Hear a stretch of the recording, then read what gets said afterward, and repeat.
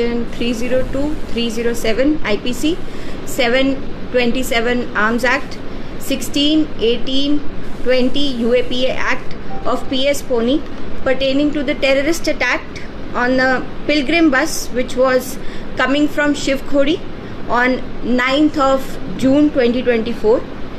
In this, one terror associate, namely Hakam Deen, son of Makhan, age 45 years, resident of Bandrahi, district Rajouri, has been arrested by Jammu and Kashmir police at Riyasi. This person was involved in harboring the terrorists multiple times, along with providing food and shelter. The said person also acted as a guide and helped them in reaching the spot of incident. The arrested person is a prime militant associate who helped the terrorist in execution of the attack. Further interrogation and investigation of the case is going on. Thank you. उसके बारे में बताइए क्या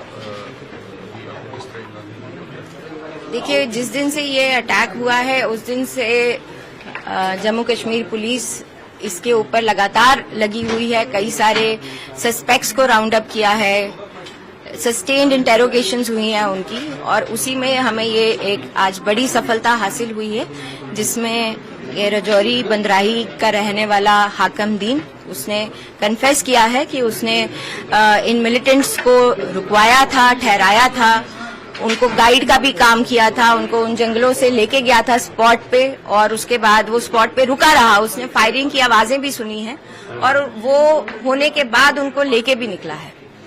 जी, तो मतलब कुछ बताएंगे, मतलब क्या ये वहाँ उसके घर में रहते थे, कितनी बार रहे वहाँ? अभी तक जो इसने डिटेल्स डाइवर्ज किए हैं उसके हिसाब से 3 बारी उसके घर पे ये लोग आए हैं, अलग अलग डेट्स पे, जो कि इंसिडेंट से पहले के ही कुछ दिन पहले की डेट्स हैं। और just 1 day prior to the incident ये उसके घर में पूरा दिन रहे हैं और उसको साथ लेके उस स्पॉट पे वो लोग गए हैं और उन्होंने इस घटना को अंजाम दिया है। तो ये मतलब पहले भी आतंकी का साथ देता था ये हाकिम ने? जो अभी पता चला है उसके हिसाब से शायद ये 1-2 बारी पहले भी उनका साथ देता आया है, बट अभी उसने पूरे तरीके से इसके बारे में नहीं बताया है और उस लाइन पे ये इंटेरोगेशन जो है अभी भी जारी है। तो क्या बता रहा है कि क्या पाकिस्तानी आतंकी, और कितने पाकिस्तानी आतंकियों के बारे में बताता है, और 3 का बताता है कि 3 लोग थे वो, और पहली बारी ही देख रहा था उनको। तो कुछ बताया कि उस दिन के क्या हुआ, उस दिन की घटना के बारे में कुछ बताया कि कैसे वो आए और क्या?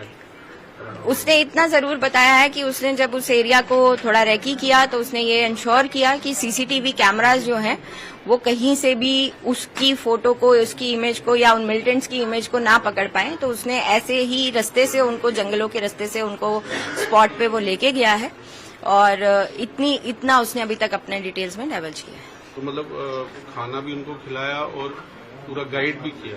खाना खिलाया, उनको पनाह दी, उनको गाइड किया और रेकी करके इस तरीके से भी एक पोजीशन अपनी सिलेक्ट करी जिससे कि सीसीटीवी कैमराज से बच सके। तो मतलब स्पॉट भी इसी ने डिसाइड किया था? नहीं, स्पॉट इसने डिसाइड नहीं किया था, स्पॉट पे ले जाने के लिए इसको कहा गया था, जिसके लिए इसको 6,000 रूपए भी मिले हैं। 6,000? तो वो 6,000 रूपये सीज कर लिए गए। अच्छा, वो भी आपको रिकवर हुआ? जी। तो किस तरह से ये हेल्प करेगा आगे इस केस को? आपको लगता है कि जल्दी आतंकी पकड़े जाएंगे? हमारी पूरी कोशिश है, हम उस दिन से यही लगे हैं, and we will not stop until those militants are either arrested और न्यूट्रलाइज्ड। तो ये रजौरी में ही है आतंकी, इसका मतलब? क्योंकि वहीं देखिए, it will be a statement that I would not like to say in the media whether they are in Rajouri or Riyasi. It is something that both the districts and both the district police are working on. And अगर हमें पता होता कि वो कहाँ पे हैं तो हम अभी तक उनको न्यूट्रलाइज कर चुके होते।